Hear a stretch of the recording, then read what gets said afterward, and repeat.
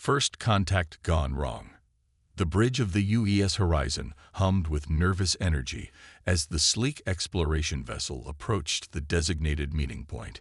Captain Ilara Chen stood at the center of the command deck, her hands clasped behind her back, watching the massive alien ship materialize against the backdrop of stars.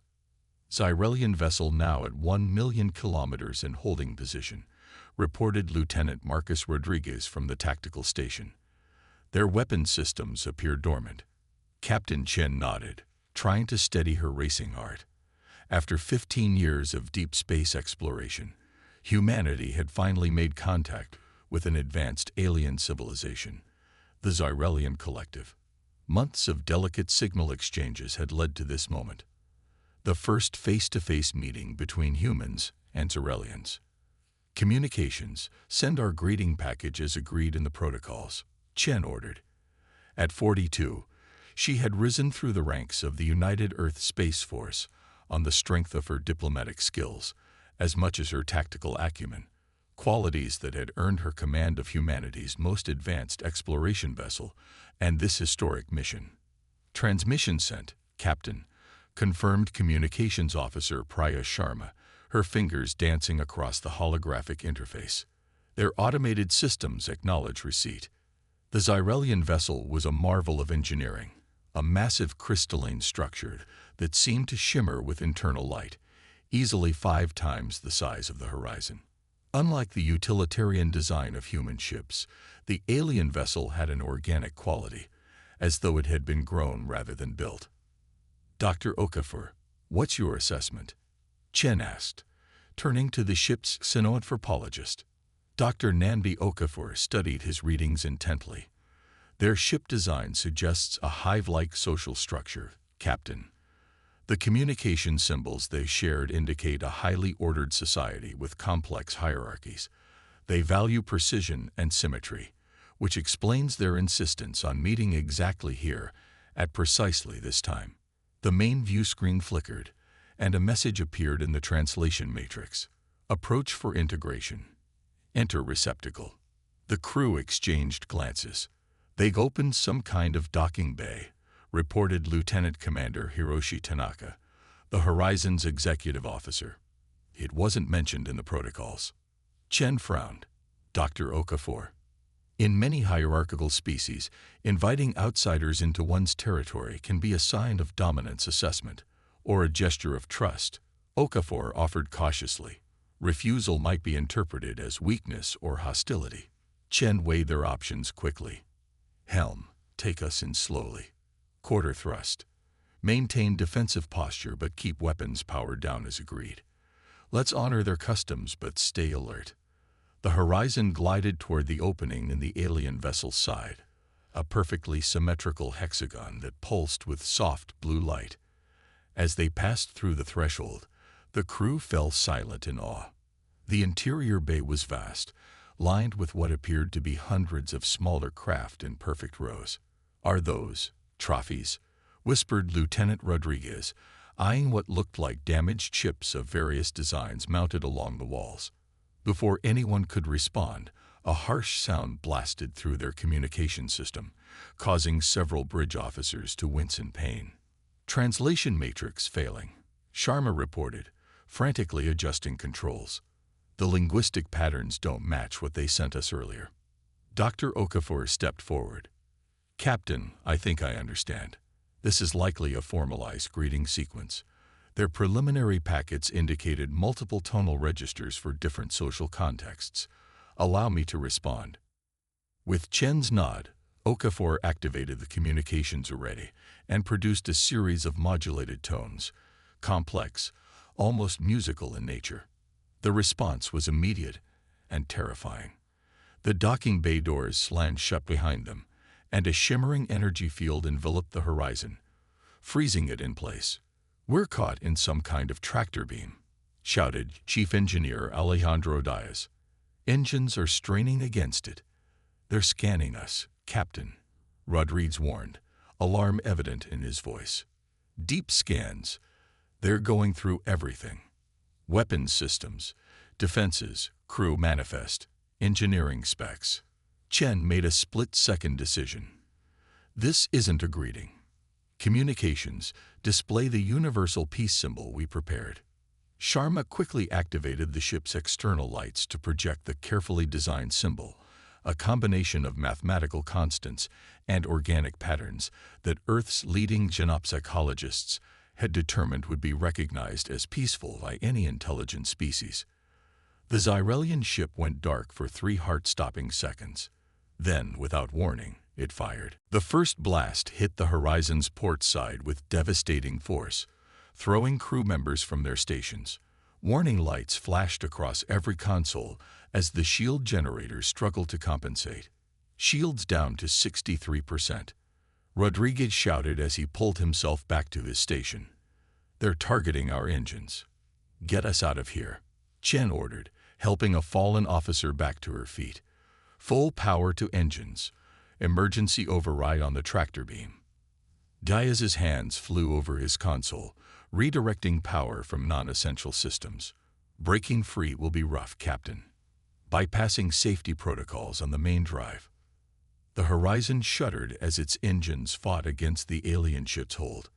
Metal groaned throughout the hull as structural integrity alarms wailed. "They're firing again," Rodriguez warned. This time, the blast hit directly amidships. The bridge filled with smoke and sparks as panels exploded. Chen heard screams from the lower decks through the intercom before it went silent. "We're free of the tractor beam," Diaz reported, blood trickling from a cut on his forehead. "But we've lost the starboard thruster completely. Get us out of here. Maximum emergency thrust," Chen ordered as she helped Sharma, who had been thrown across the bridge, back to her feet. The Horizon lurched forward, limping toward the closing bay doors. Another blast from the Xyrelian ship caught their aft section, sending the vessel into an uncontrolled spin. "Stabilizers offline," called the helm officer as she fought with the controls, attempting manual correction.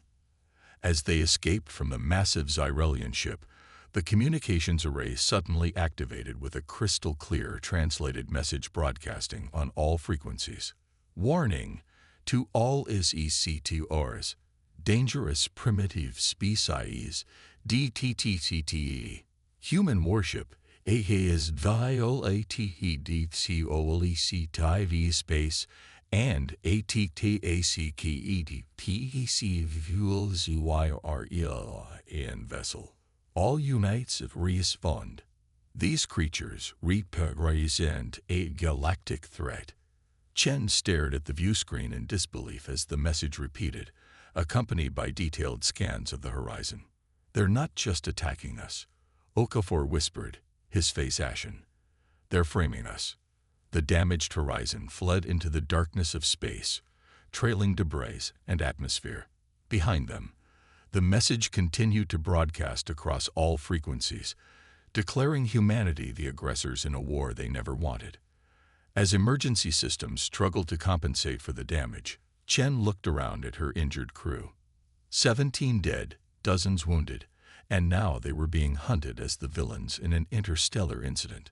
"Plot a course to the nearest asteroid field," she ordered quietly.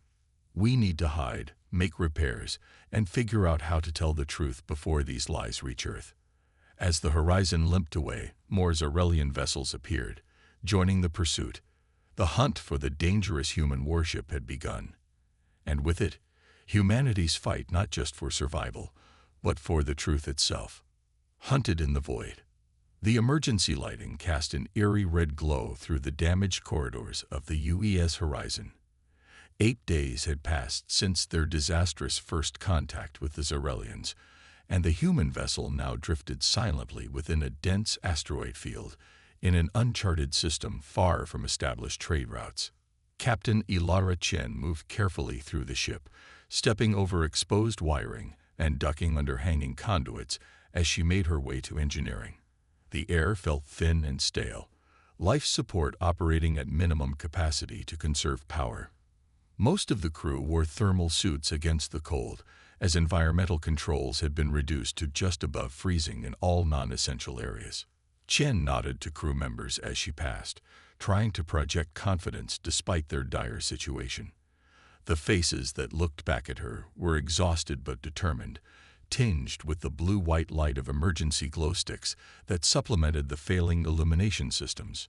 Engineering was a hive of frantic activity when Chen arrived. Chief Engineer Alejandro Diaz stood in the center of the chaos, his face smudged with coolant fluid, barking orders at his team as they worked to repair critical systems. "Tell me we have good news," Chen said, her breath visible in the cold air. Diaz wiped his hands on a rag and sighed. "Depends on your definition of good, Captain. We've patched the worst of the hull breaches and stabilized life support, but the main propulsion system is shot. We've cannibalized parts from the tertiary systems to get the maneuvering thrusters operational, but without a proper shipyard." He left the sentence unfinished. "What about communications?"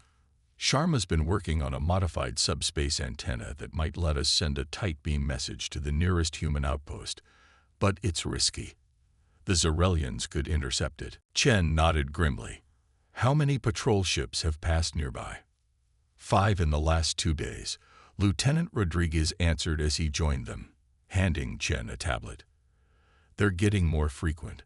I don't think this hiding spot will work much longer." Chen studied the tactical display, showing the surrounding space. The Zyrelian search pattern was methodical, slowly tightening like a noose around their position. "They're broadcasting constantly," said Communications Officer Sharma, entering engineering with her own tablet. "You need to see this, Captain." Chen took the device and read the translated text streaming across the screen. "Alert. Dangerous YARLIK species discovered. Human vessel ATHKD PEC ZYRELIN dictylomatic ship without PROVOCHEON. All systems warning to report. Human ship CITNGs IMNEDAT. These primitives represent a level-5E threat to galactic stability." Below the message was a detailed schematic of the horizon, including weaponry assessments that were wildly exaggerated. "They're painting us as monsters," Chen said quietly.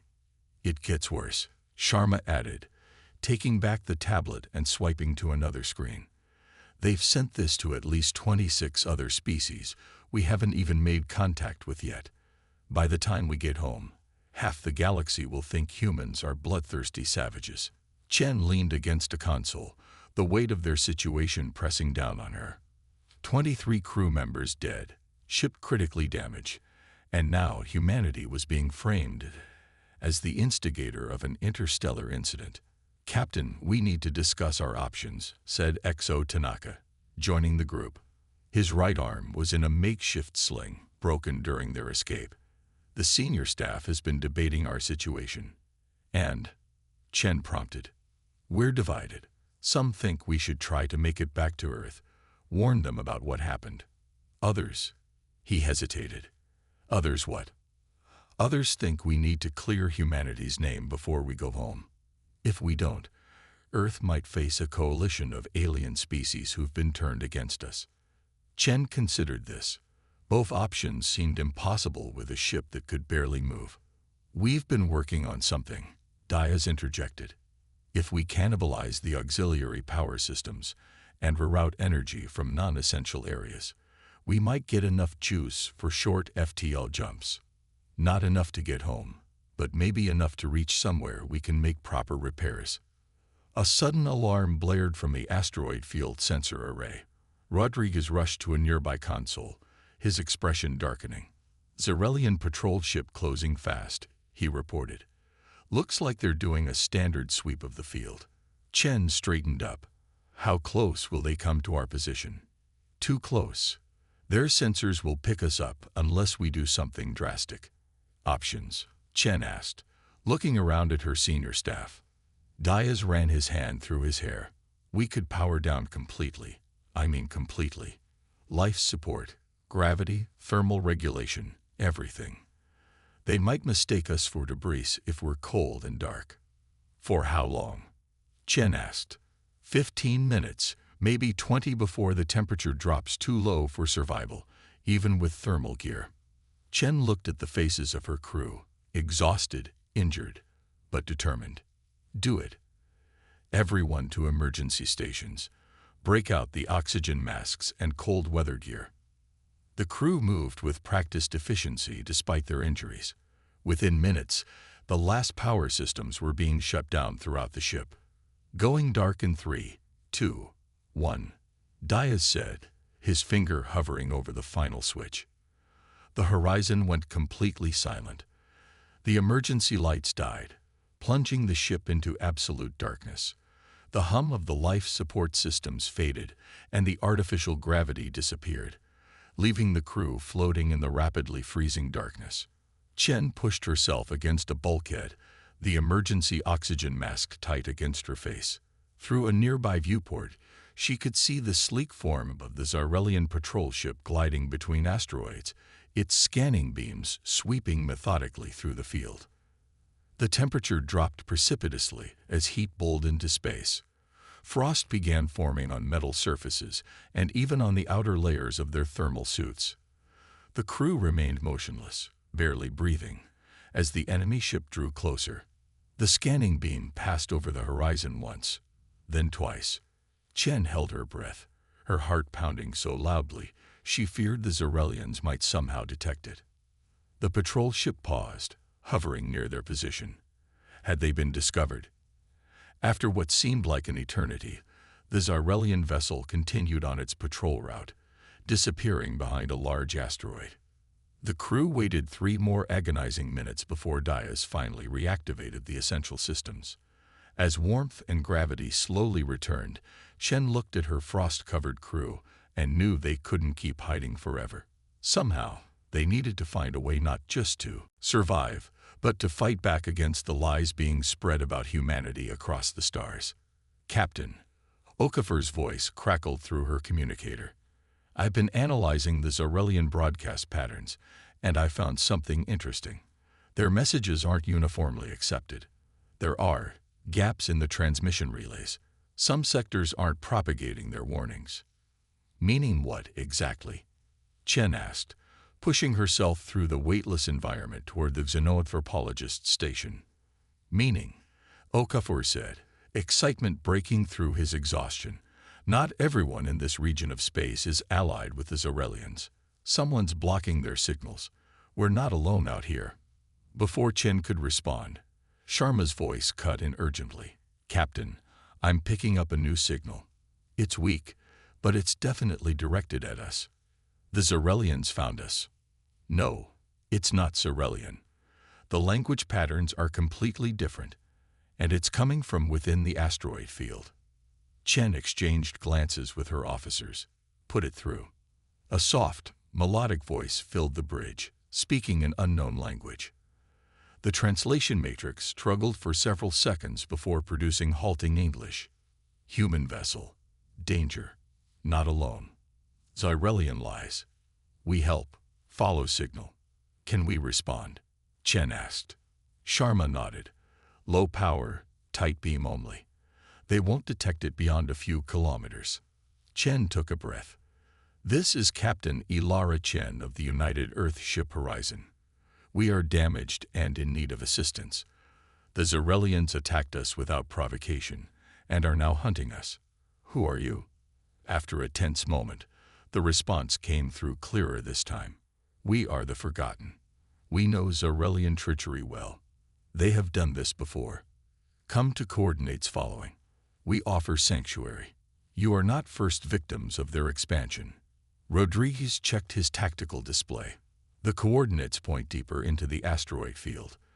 There's a particularly dense cluster about 30 kilometers from our position. Chen studied the faces of her senior officers, weighing the risk of a potential trap against their increasingly desperate situation. Opinions, she asked. It could be a trap, Rodriguez cautioned. Or it could be our only hope, countered Sharma. Diaz shrugged.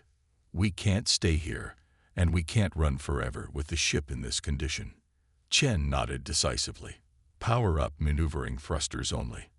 No main engines, minimal power signatures. Let's see what the Forgotten have to offer. The Horizon crept slowly through the asteroid field, navigating the floating rocks with precision despite damaged sensors. As they approached the coordinates, what had appeared to be a typical dense asteroid cluster revealed itself to be something far more remarkable. What they'd thought was a large asteroid was actually a hollowed-out space rock nearly 2 kilometers in diameter. As they drew closer, camouflaged hangar doors slid open, revealing a hidden base built inside the asteroid itself. "Incredible," whispered Okafor as they approached the entrance. "A perfect hiding place." Inside the massive cavern was a patchwork settlement, a blend of different architectural styles and technologies that spoke of multiple species working together. Several small ships of unfamiliar design were docked in what appeared to be a makeshift hangar bay. As the Horizon was guided to a docking position by automated beacons, Chen addressed her crew over the ship-wide comm. "All hands, this is the captain. We are about to make contact with an unknown alien group who appear to be opponents of the Zarelians. Maintain security protocols, but remember, these beings may be our best hope for survival. We will proceed with caution, but also with an open mind. First contact team to the main airlock in 15 minutes. As she ended the transmission, Chen looked out at the hidden base, a secret sanctuary in the void of space, populated by beings who might become humanity's first true allies in the stars, or who might finish what the Zarelians had started. Either way, the next chapter in humanity's interstellar journey was about to begin, not with carefully planned diplomatic protocols, but with the desperate gamble of a hunted ship and its determined crew. The Underground Alliance. Captain Ilara Chen led her first contact team through the airlock of the Horizon, unsure what awaited them in the hidden asteroid base. Behind her came XO Tanaka, Security Chief Rodriguez, Dr. Okafor, and Engineer Diaz, each chosen for their expertise and adaptability. They wore standard uniforms rather than battle armor, a calculated risk to demonstrate peaceful intentions. The artificial gravity in the asteroid base was slightly lighter than Earth standard, giving their steps a subtle bounce. The air carried unfamiliar scents, metallic with hints of something like cinnamon and ozone. As the inner doors parted, they were greeted by a delegation of 5 distinctly different alien species standing in formation.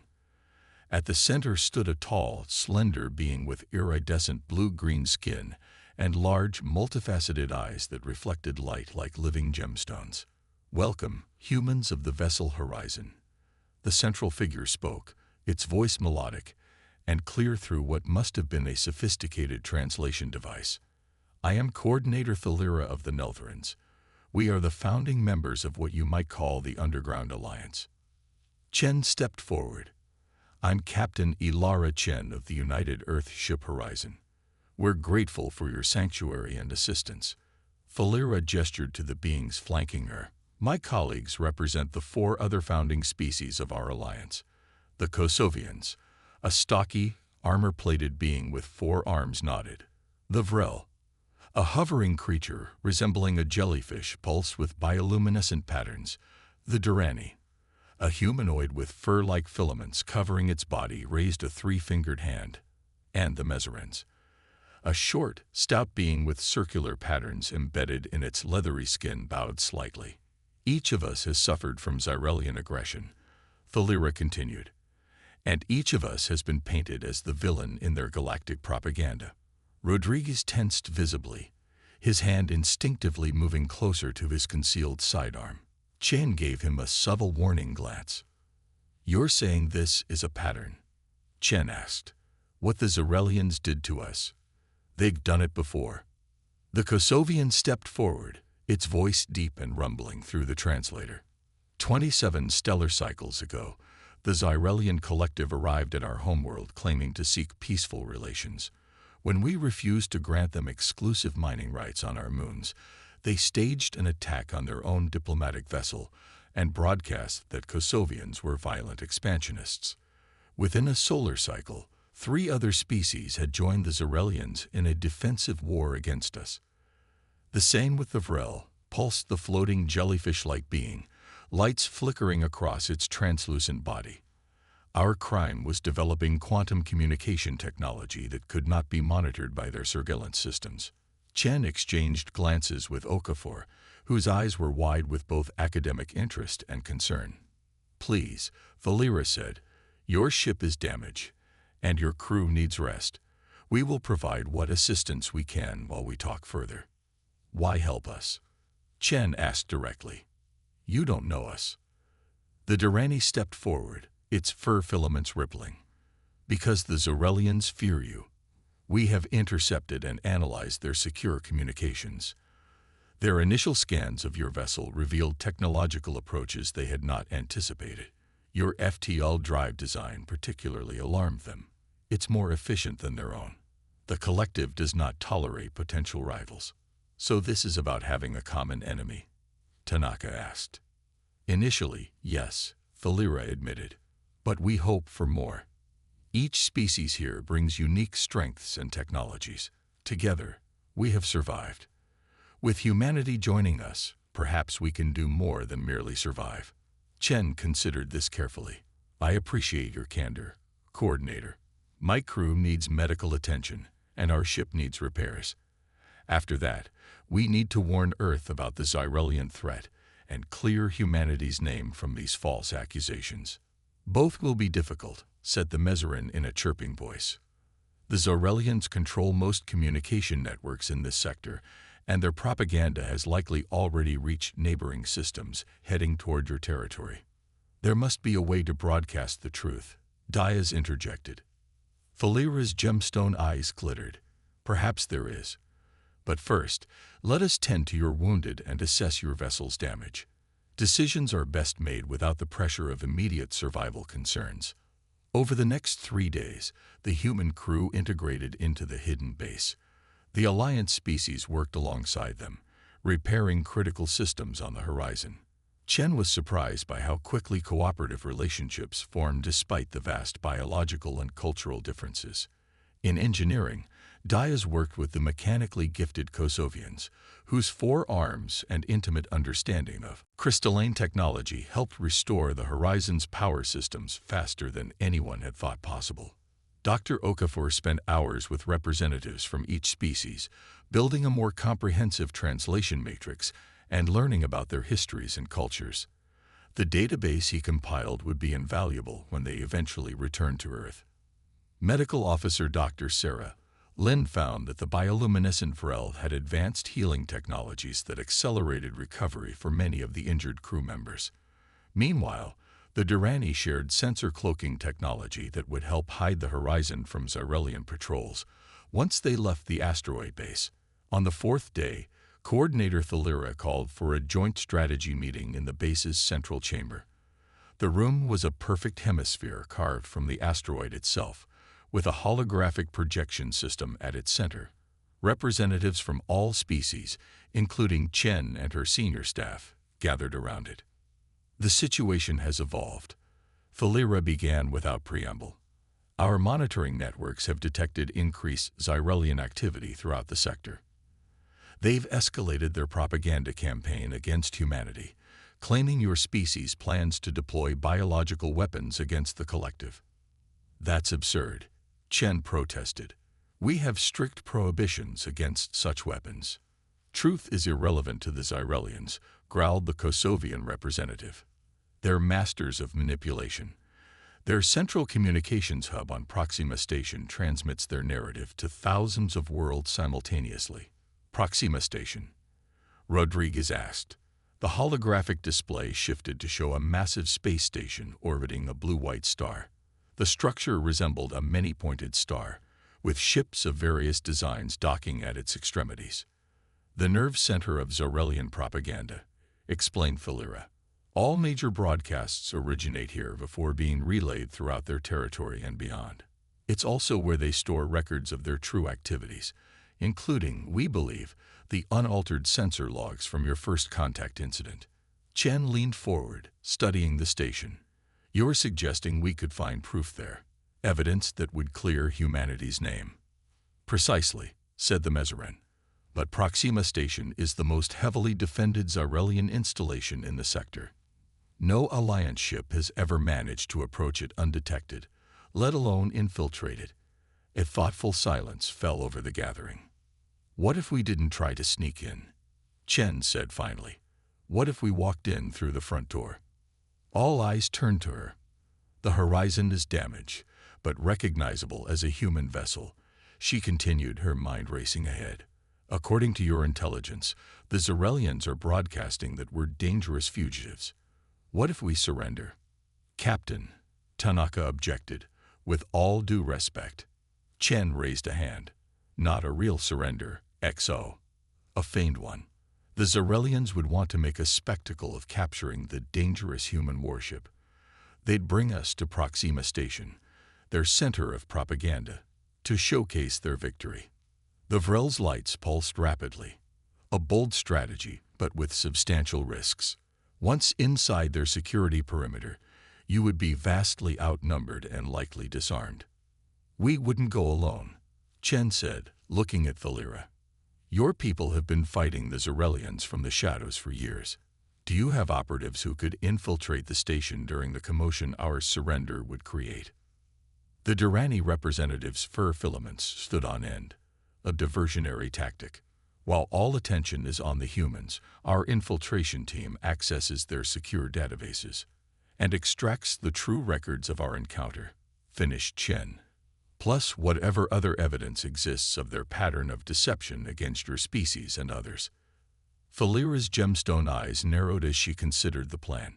It would require precise timing and coordination.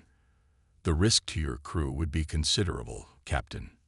The risk of doing nothing is greater, Chen replied.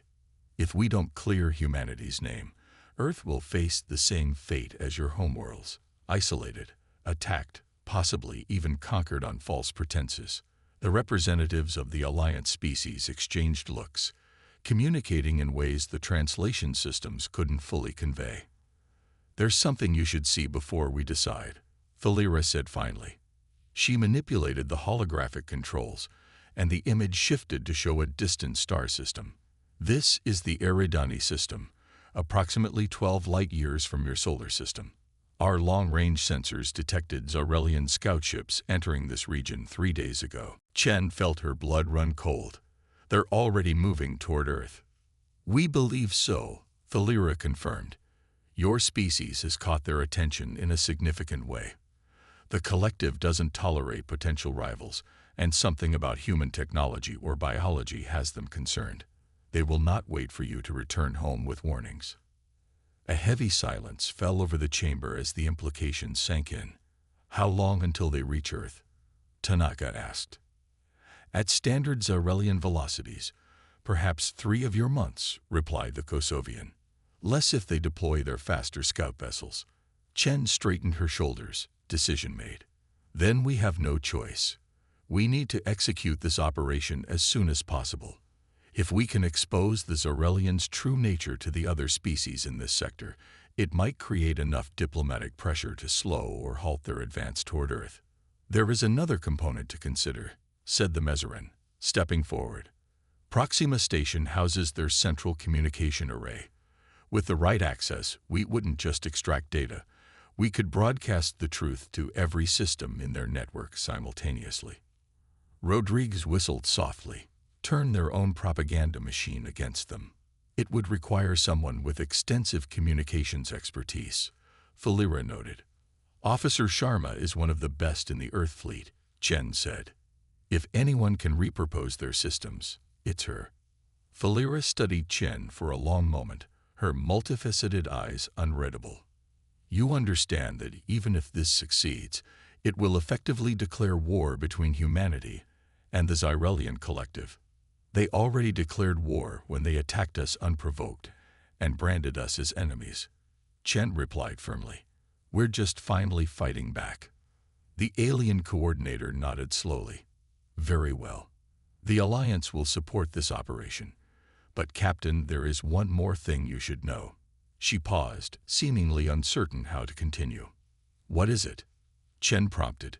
Not all species subjected to Zarelian propaganda resist as we have. Some believe their lies completely. Others recognize the deception, but choose to ally with the collective out of fear or opportunity. If your broadcast reaches the galaxy, some will stand with you, but others will still see you as the enemy. Chen looked around at her crew, then at the diverse alien representatives who had offered them sanctuary when they most needed it. "Then we'll face that challenge when it comes," she said.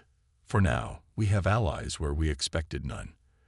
That gives me hope that others will see the truth as well." The meeting shifted to operational planning. The Horizon would need specific modifications to appear functional, but actually conceal Alliance operatives. The surrender would need to be convincing. The infiltration team would require human members familiar with Earth technology to help interpret the Xyrelian databases. As the details were hammered out, Chen stepped away briefly, finding a viewport that looked out into the asteroid field. Somewhere beyond those floating rocks, Xyrelian ships were hunting them while others moved toward Earth, carrying threats her people didn't even know existed yet. She felt a presence beside her and turned to find Thalira. "Having doubts, Captain?" the alien coordinator asked. "Concerns, not doubts," Chen replied.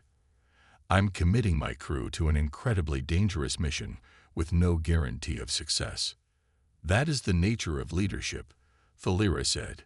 "If it brings you any comfort, your willingness to take such risks for your people is precisely why the Alliance has chosen to help you." Chen studied the iridescent alien. "You said the Xyrelians fear us. What do your people think of humans?" Thalira's gemstone eyes seemed to sparkle. "We find you fascinating. Your species has a remarkable capacity for adaptation and lateral thinking. Where Xyrelians see potential rivals to be eliminated, we see potential partners in resistance. And after the resistance, if we succeed, one challenge at a time, Captain Chen," Thalira replied. "First, let us show the galaxy the true face of the Xyrelian collective. Then we can discuss what comes next." As they rejoined the planning session, Chen felt a renewed sense of purpose. The mission ahead was dangerous, perhaps even desperate, but the stakes couldn't be higher. Humanity's future among the stars, whether as victims of Xyrelian propaganda or as respected members of a larger galactic community, would be determined by what happened at Proxima Station. And she was determined that the truth would prevail.